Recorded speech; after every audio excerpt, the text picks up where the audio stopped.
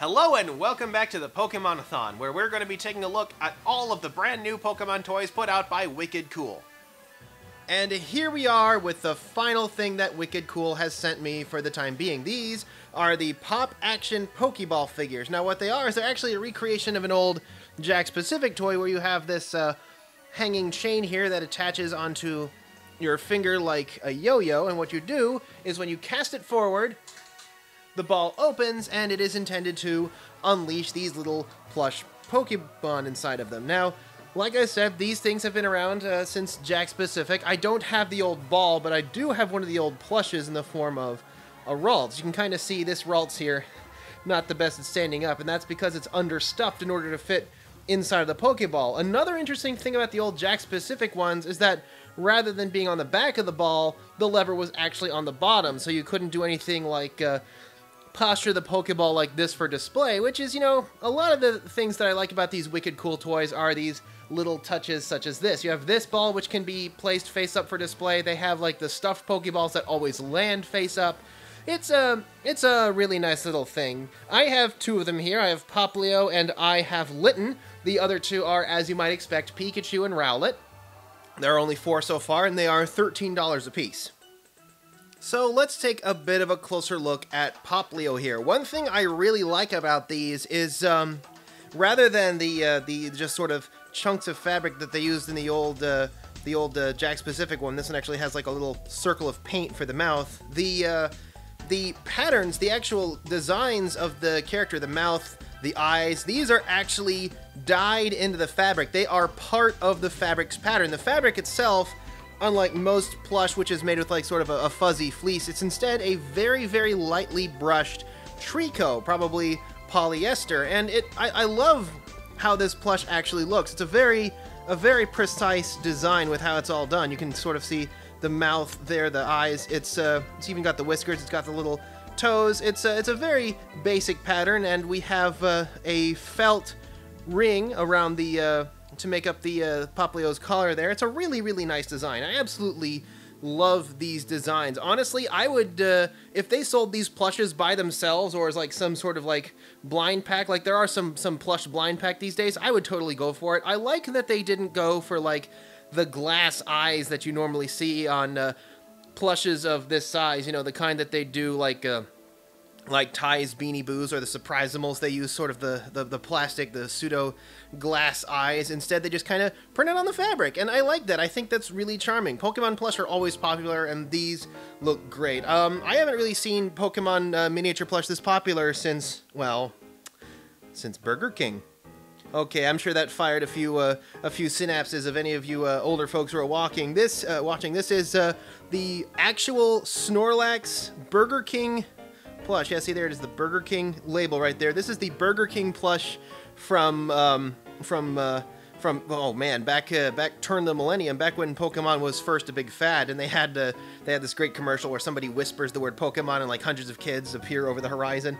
But yeah, this is a plush. Unlike the Pop Action, it came in just sort of an ordinary, just a little blind box Pokeball there, and it has a lot of the things in common with the Poplio here. It has the stamped-on feet that are part of the pattern. Same with the face. So it's kind of it's a bit of a blast from the past to see this figure as well, to see this kind of design. So like I said, I'd love these toys just on their own. They're really nice. I'd get them without the Pokeball, whether they want to or not. Like I said, this thing is great, but as for actually getting it into the Pokeball, the thing about the old Jack-specific ones is that they were deliberately understuffed so that they would fit easily inside, and that's not the case with the ones that Wicked Cool has put out. The ones at Wicked Cool, they don't just kind of pop in, although that's adorable too, to have it just kind of sitting in the open ball.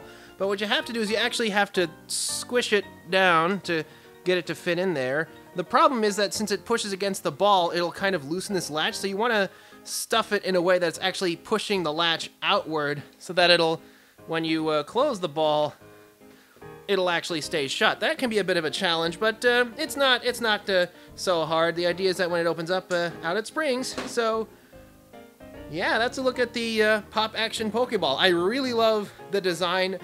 The plush is definitely the highlight of this toy. I mean, the ability to throw a Pokeball and have it open up is really nice if it wasn't for the fact that the string is like barely 2 inches long.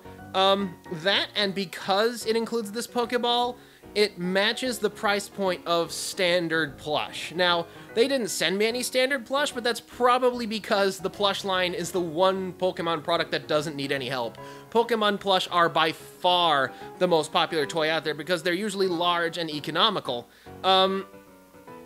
These little guys, if they figured out a way to just sell these for like $6, I would totally get them. I mean, I've seen keychains that use these kind of figures, although a lot of them have like the ink stamped mouths like you have on Ralts, rather than the actual added into the fabric pattern like you see with these. But you know, I really like them. I love this plush design, and unfortunately, the fact that it shares the price point with the standard plush tells me that maybe the standard plush is going to beat it out. Now, I would open up the Litten box back here, but there isn't really much that you would miss.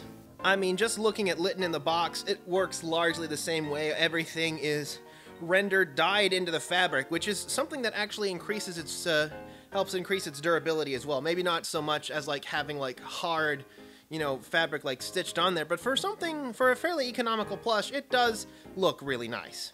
And so that's a look at the wicked cool Pokemon toys, at least what they sent me. Like I said, they didn't send me what looked like some of their strongest stuff, that being the plush and the Battle Clip Pokeballs. The plush is, as always, really nice. It's always going to be popular, and the Battle Clip Pokeballs, it would be nice to see how far they're able to make that go. There are some other products of theirs that I didn't get to take a look at, like the stuff aimed at girls, or like the little fancy figures that come in the display case, but I think they're going in a fairly good direction. What they need to do, I'd say, is probably figure out how to clean up the seams, make the toys look a bit more crisp, a bit nicer. They definitely look and feel a lot nicer than the Jack-specific toys. A lot of those toys were just kind of the cheap plastic screwed together, like Happy Meal quality stuff that didn't always work out for the best. So it's a bit of a downgrade from Tomy, though, although Tomy, from what I've heard, is a lot more expensive and has some higher price points. I do like the fact that they have adopted the idea